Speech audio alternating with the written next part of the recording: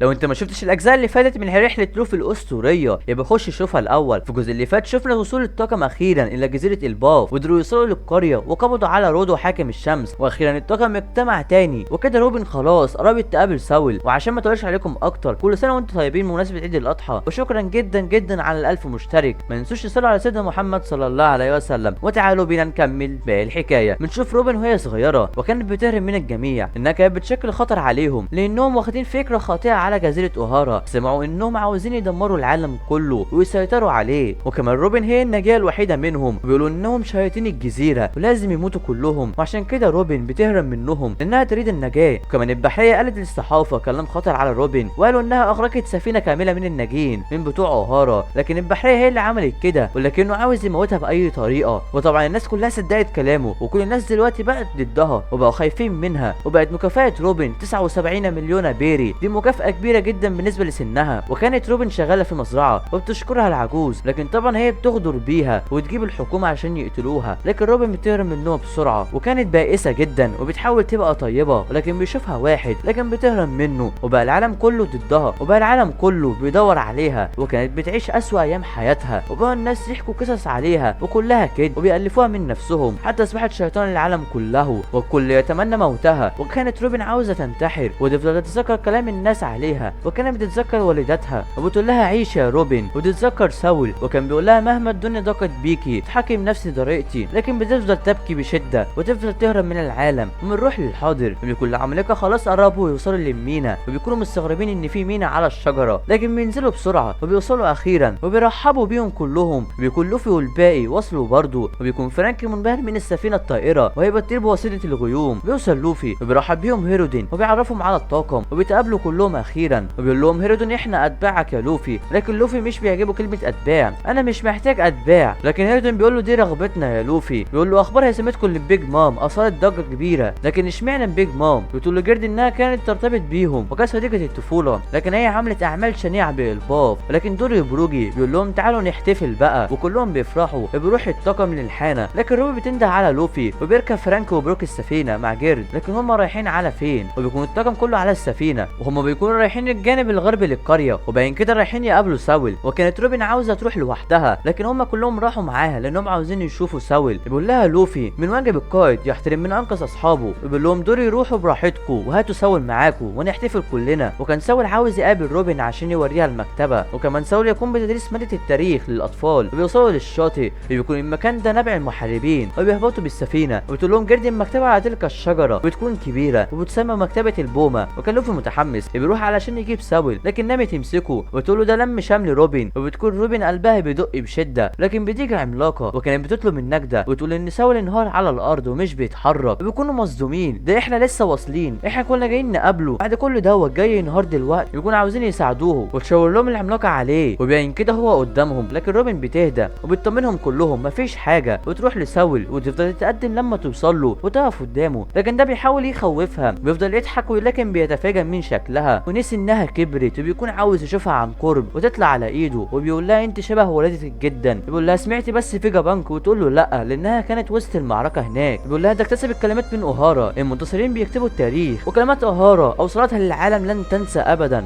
وفيجا بانك كان عالما ده خاطر بحياته، كانت دي اخر خطوه نسجتها اوهارا وفيجا بانك معا. وبتشوف جراحه، بيقول لها بعد ما اتجمدت لقيت نفسي بغرق في البحر ولكن قدرت انجو، وبين كده بسبب الحريق الجزيره لانه اذى بالجليد عني. وبعد كده اكتشفت انك عايشه وكانوا بيتكلموا عنك بطريقه مروعه، وكنت بشعر بالغضب. وبتقول له دعني ننسى الماضي، انا عاوزاك تمدحني لاني على قيد الحياه. وبيحضنها، واخيرا لقت لما شملهم بعد سنين طويله جدا وتتذكر كلماته، وهتلاقي اصدقاء في هذا البحر لا محاله. وفعلا وجدت اصدقائها الذين يساندوها، وبيبكي بشده لانه شافها اخيرا. وتخلص الحلقه على كده. ما تنسوش الاشتراك في القناه ولايك الجميل على الفيديو.